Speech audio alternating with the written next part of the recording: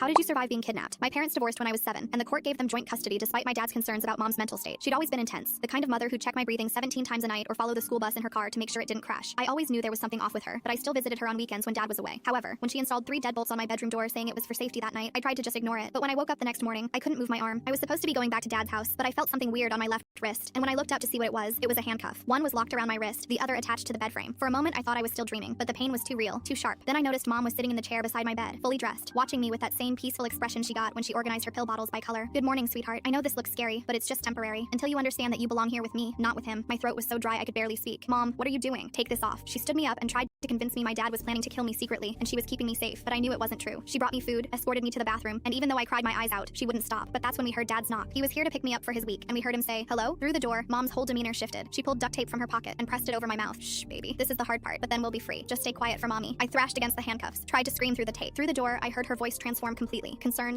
apologetic, telling dad I'd written her a letter saying I didn't want to see him anymore, that I was too embarrassed to tell him myself. But the worst part was he actually believed her. I heard dad's confused questions. Can I just see her? Just to make sure she's okay? Mom's voice stayed steady, sympathetic. I think that would make it worse. I'm so sorry. I know this must be hard. I think she just wants to stay with me for now. That night, I knew I had to do something. I wasn't living the rest of my life like this. I knew all I had to do was slip out of the handcuff while mom was sleeping, and that's when I got the idea. Since I couldn't stop crying anyways, I started using my tears to lubricate my hand, and after long enough, I was able to slip it through the handcuff. I was out, but mom could come back at any moment. I opened my door and saw the bathroom window wasn't locked, so I squeezed through and ran barefoot through the neighborhood to the Chevron 6 blocks away. My wrist was in so much pain, and I was in pajamas in 40-degree weather. I ran inside, begging them to call the police and let me use a phone. I called dad, sobbing so hard he could barely understand me. He said 15 minutes, stay inside, stay visible. But when I saw a car pull up, it wasn't dad. Mom jumped out in her nightgown, her face a mask of maternal concern. Oh, sweetheart, you're confused. Did you hurt yourself? She grabbed my arm and started dragging me toward her car. Come on, baby, you're sick. Let's get you home. I was screaming, trying to pull away, but she was stronger than she looked. The gas station attendant came outside yelling at her to let go, but she kept pulling. That's when dad's truck roared into the parking lot. He jumped out and saw mom trying to force me into her car. Get your hands off her, he yelled, shoving mom away from me hard enough that she stumbled backward. Mom immediately started screaming, help, he's attacking me. He's kidnapping my daughter. Then finally the cops came pulled in with lights flashing. The officers saw dad standing between mom and me, mom on the ground crying, and unfortunately made their assessment in seconds. They grabbed dad, forcing him against his truck. Sir, step away from the child. She kidnapped her, dad was yelling. She had her handcuffed to a bed. Look at her wrist. But mom was sobbing perfectly, telling the officers how dad had been stalking them, how he'd taken me from her house, how she'd followed to get me back safely. They cuffed dad right there while mom rushed to me, pulling me into a hug that looked protective but felt like a trap. It's okay, baby, she whispered in my ear. Mommy's here now. The officers were putting dad in the patrol car when the gas station attendant finally got their attention. Officers, you need to look at the security footage. That girl came here alone, injured, asking for help. This woman showed up after. They reviewed it right there on the attendant's phone. Me climbing in through the window alone, blood on my wrist, crying for help, then mom arriving later trying to drag me out. They looked at my wrist, the skin torn in a perfect circle from the handcuff. Mom tried to run, but they caught her at her car as she screamed about saving me from dad. She's in psychiatric hold now. Take the L.